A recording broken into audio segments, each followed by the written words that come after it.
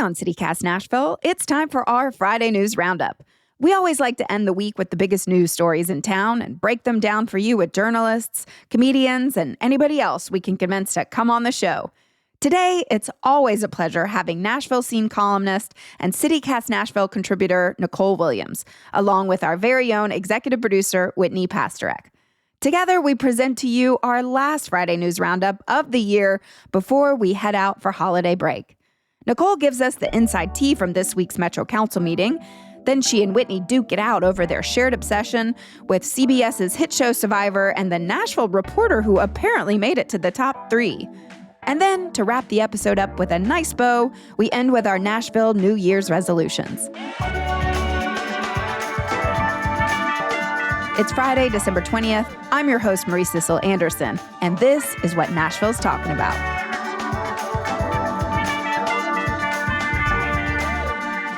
I just want to start off by saying I'm a little worried that we built up this week's council meeting too much. I know. We were like, oh my, drama. So much drama. There was drama. Oh, well, we'll get into it.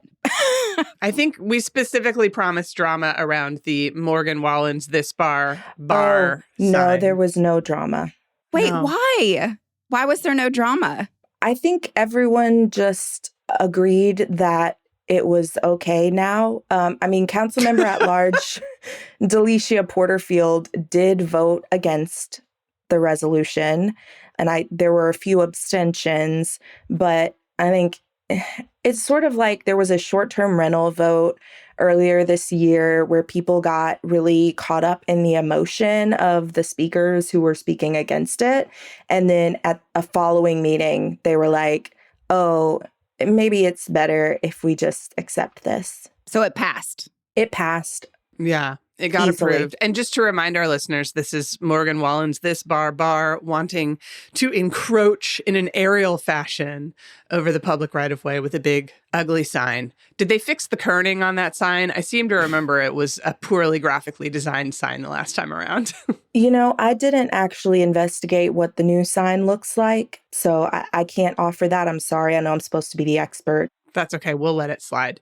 It's the holidays. Everyone's taking time off. Well, once it's up, I vow to go down there and take a picture for our Hey Nashville newsletter. How about that? That's big of you, Marie. I know. Thank you. You're welcome, Nashville.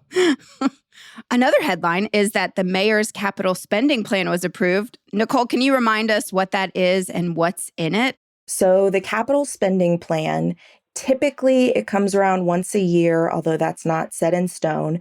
But the mayor proposes a list of capital projects, which are like infrastructure or things like cars, fleet, buildings, that sort of thing.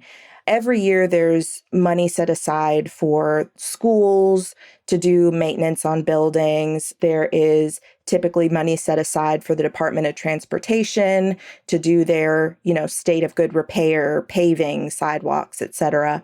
And this year there was a lot of money set aside for the East Bank, investing in infrastructure and planning for the development. And that actually took away quite a bit of money that perhaps could have been used for other neighborhood projects. But we did get some safety improvements put in on I guess it's the West Bank, the drunk bank of the river, which should help with our problem of tourists inadvertently stumbling into the Cumberland. Fingers crossed. Yes. Fingers Keep our crossed. tourists safe from falling in the river. But okay, Nicole, we've hung on too long. What was the drama? Okay, the drama.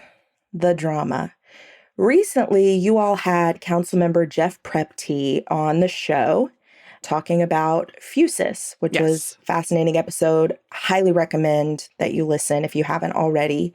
Councilmember Prepty had introduced a bill earlier this year attempting to legislate policies to ensure that police officers, fire department employees, and other public safety officials do not involve themselves in hate groups or paramilitary gangs, which seems great. A lot of people had issues with this, so Councilmember Prepty withdrew the bill. And on Tuesday, he had a resolution that was essentially asking these departments to look at their existing policies and see if those policies already basically accomplish what he was trying to do with the ordinance. Because a lot of people had said, MMPD already has all these policies. We don't need to worry about this. So Councilmember Prepty, in, a show of good faith and compromise, said, okay, will you please just give us a report of those policies that you have? That's nice. How'd that work out for him? Well, it passed, but not without quite a bit of consternation from the council's more conservative members. Oh. For instance, Councilmember Bob Nash, a former commander for the East Precinct here in Nashville, he basically said, we're solving a problem that doesn't exist, and also mentioned something about billy clubs in the 1960s, but said there were no fire hoses. So I guess Nashville wasn't that bad. That was wild. Wow.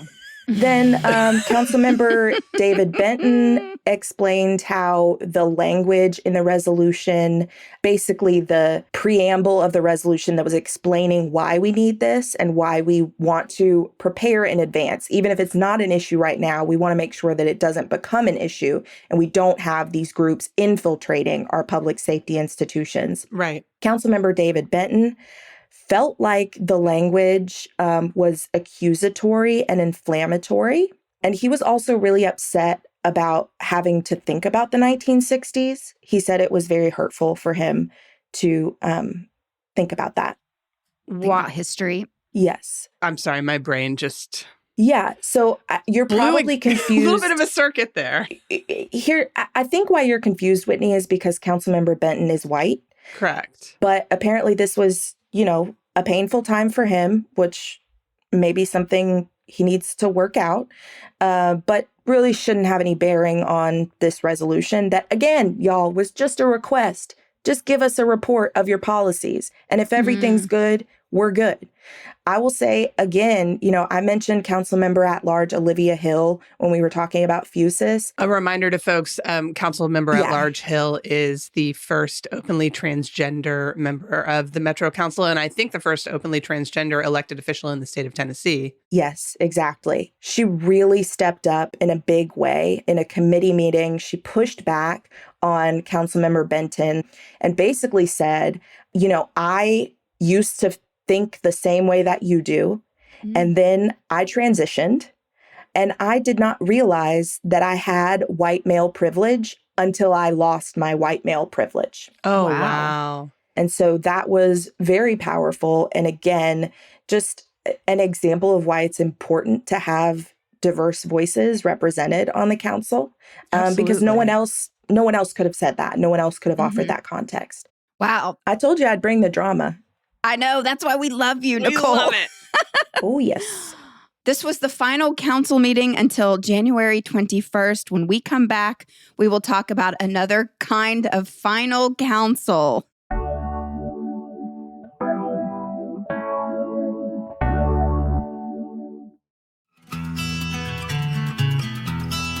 All right, admit it. It's time to replace your not-so-trusty old boots. You know the best place to shop for quality, handcrafted men's and women's boots is at your local Tacova store, at the Mall at Green Hills, or on Broadway by the Ryman.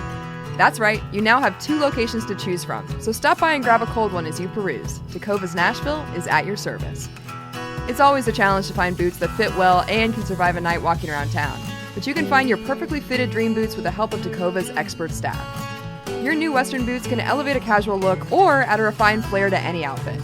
Everyone will be asking where you got your sick boots, but I won't be asking because I know they must be Tacovas. That's TECOVAS.com. Don't go gently, y'all.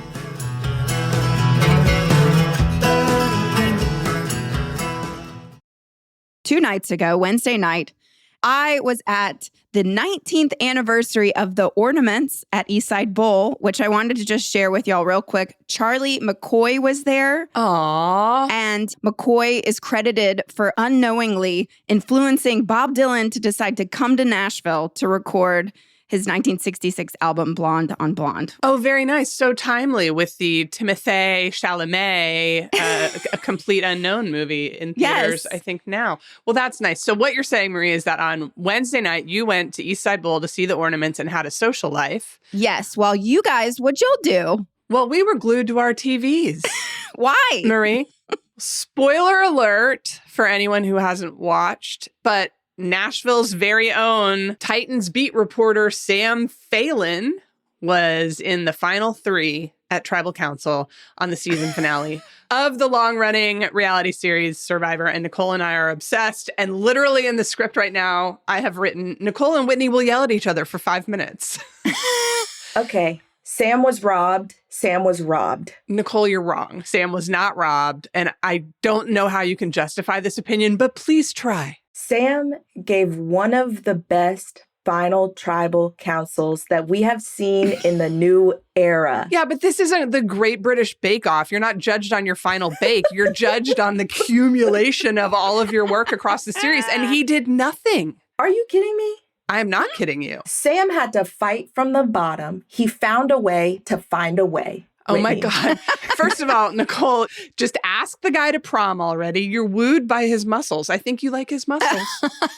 His jawline, and I did tell my girlfriend this last night, his jawline looked great after 26 days of very little food. Yeah, but it's not a jawline competition. That's true. Whoa, this guy is a hottie.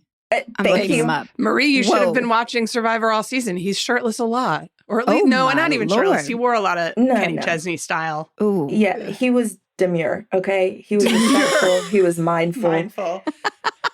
But to bring it back to Nashville, to bring it back to the reason why we can talk about this on our hyper-local podcast is Sam from Nashville. Basically, folks, if you didn't watch, which you probably didn't, Nicole and I are not normal people. Sam essentially came in second. He was the first runner-up. He got a vote at the final tribal council. Crazy. A vote. Crazy. No, it was the correct decision. And Kyle just wanted to vote for his bra. But the winner was a woman named Rachel. Rachel also started from the bottom, and now she's here. Rachel also had to fight and scrap and claw. She got absolutely screwed over at the merge when she was blindsided when they voted out her closest ally. And then she went on to find immunity idols, to win challenges, to do her own blindsiding at tribal councils, and essentially run the game from the midpoint all the way through to the end. She had accomplishments that she could hang her hat on.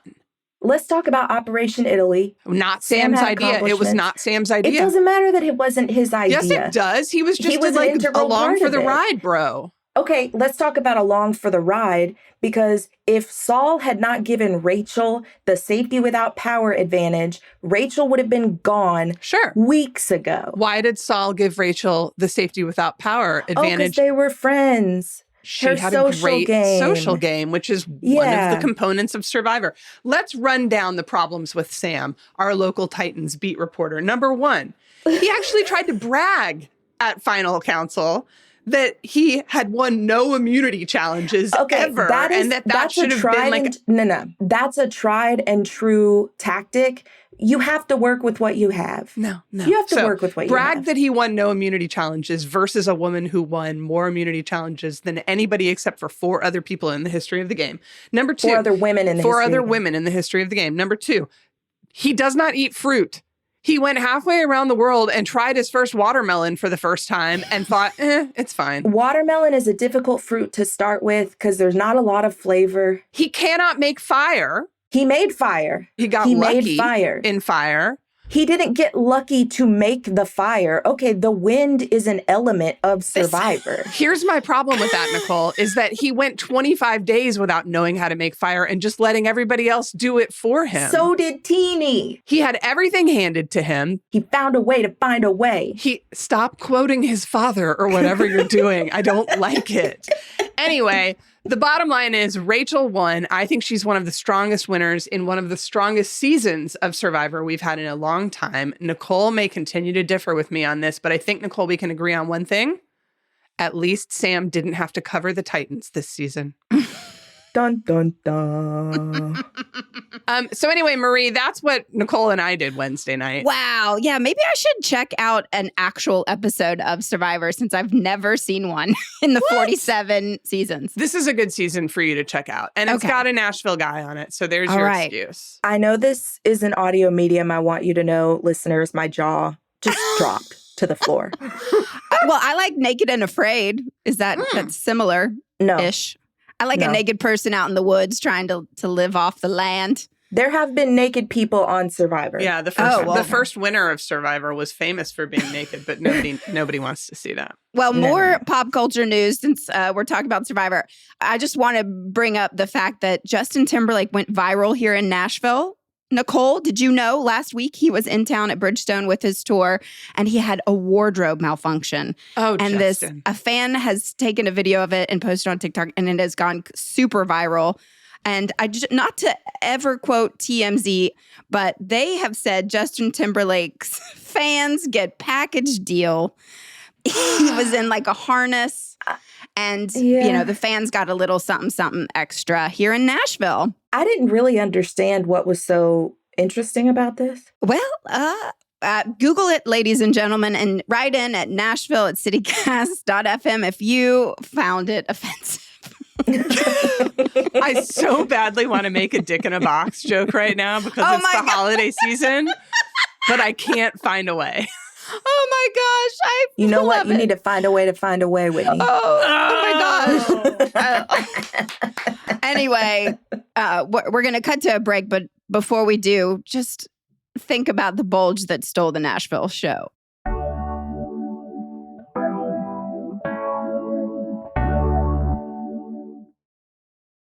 We're back, and this is the last Friday News Roundup of 2024, and the way we want to end is on a positive note.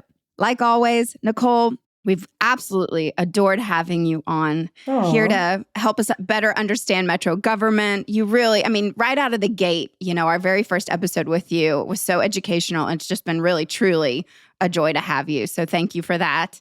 And I'd love to know your New Year's resolution for Nashville and the people who run it. I've been thinking about this ever since Whitney mentioned it about 40 minutes ago. So here's what I got, folks. Our leaders need to stop acting out of fear of what the state is going to do. Every legislative session, we all wait with bated breath to see what the legislature is going to do to Nashville. True. Are they going to attempt to unilaterally reduce our council size? Are they going to preempt our short-term rental regulations? Are they going to take over our airport? We can't predict what they're going to do. And no matter what we do, no matter how much we attempt to placate the state legislature, no matter, what people we put in positions of power, what legislation our council passes, they don't like us. Mm-hmm. They're not going to be nice to us. It has not happened in recent memory, and it will not happen all of a sudden. I actually, not to toot my own horn, wrote an op-ed in the Tennessean last year ahead of the mayor's race with exactly that point, saying that, whoever we elect mayor should not be because they'll play the nicest with the Republicans. We can roll out the red carpet for them and they will still kick us down the red carpet. Mm. Yeah. And, I'm not suggesting that we be deliberately antagonistic, but I am suggesting that our leaders lead in a way that is responsive to the people in Nashville, to the people who voted for them, and not responsive to the people at the state capitol. Do the things that the people in Nashville want you to do. Mm-hmm. And don't be afraid of what the state legislature is going to do because we can't predict it and we can't control it. Amen. Very good. Amen. Yes, truly. Thank you. Whitney. Thanks. Do you have any resolutions? I do, actually. I was out on a run on the Shelby Park Greenway, as I often am this past weekend. And I have a habit of smiling and waving to people as I go by, especially fellow runners. But anyone, I like to smile at dogs and babies, and I like to wave at bike riders so they know I exist. And I noticed that the number of people who are returning that smile or wave is going down. I mean, there are some people who aren't even making eye contact when they go by, right? There's like almost an intentional head goes down. So my resolution is to be even more annoying about my smiling and waving to people on the greenways. But I also want to challenge everybody out there, when you are out in public, look at your neighbors. Give them a smile, give them a wave, hold a door. You know what I mean? Like, I think sometimes we get into a habit of not wanting to acknowledge the world around us because it feels unsafe, or you're in a hurry, or you've had a bad day, or you're scared that maybe they won't smile back. But I think we should all try, you know? Right. I love that. I love that. Yeah. Jinx. You owe me a Coke. You know what's really interesting, Whitney, is when I transferred from Georgetown in DC to Vanderbilt, part of my admissions essay, I wrote about like the reason I wanted to leave DC is because when I walked down the street and I smiled at people, they didn't smile back. Oh, yeah. I think this is part of who we are as a city, or at least who we were. And I think we should start trying to get back to it in this coming year more than ever. I think those simple, basic connections are going to go a long way. I love that. What about you, Marie? Well, this is a CityCast Nashville resolution. Okay. And we've discussed this together, Whitney and I, but we really, going into next year, we really want to uplift personal stories of individuals who are impacted by, you know, big political or cultural issues, and just humanize those stories and just uplift them. And you know, as a nonpartisan organization, we want to lift everybody. So if you have a personal story that's going to be affected by a new policy in place or a new bill or something, we want to hear from you. We want to talk to you. We want to share your story. So please email us, nashville@citycast.fm. Yes, We're excited to talk to everybody. Yeah, let's do it. Yes. I'm super psyched. Marie is very nice. Whitney, I'd like to Whitney, smile. I don't know, man. No, Whitney's not likes to nice. smile. Whitney doesn't need to be nice. No, Whitney does smile and wave at Whitney strangers. is lovely. To quote the great Stephen Sondheim, nice is different than good. Mm. And to quote my therapist, there's lots of nice people out there. Marie, you don't have to settle.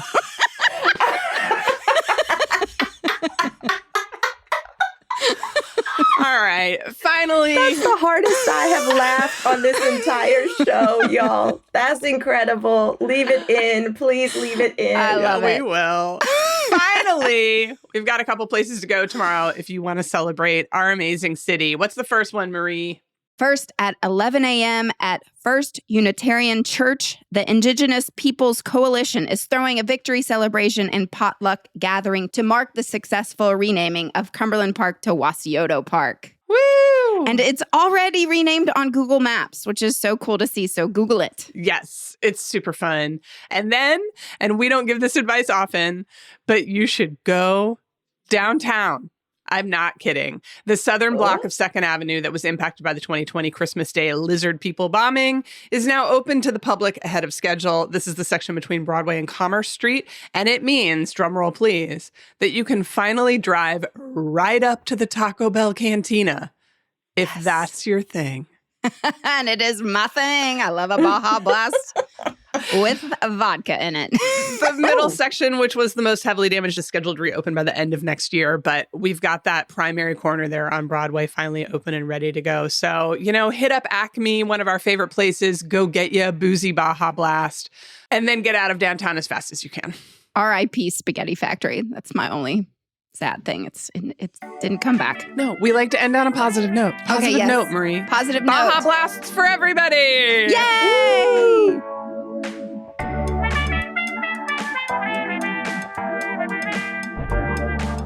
That's all for today here on CityCast Nashville. Our executive producer is Whitney Pasternak. Our producer for this episode is Lizzie Goldsmith. And our regular producer is Zoe Colkin, who is headed home to enjoy her holidays. Safe travel, Zoe. Our Hey Nashville newsletter editor is Margaret Kingsbury, and our theme music is by Prof Jenkins. If you enjoy the show, why not tell a friend, rate the show, leave us a review, and subscribe to our Hey Nashville newsletter. We'll be back Monday morning with more news from around the city. Toodles!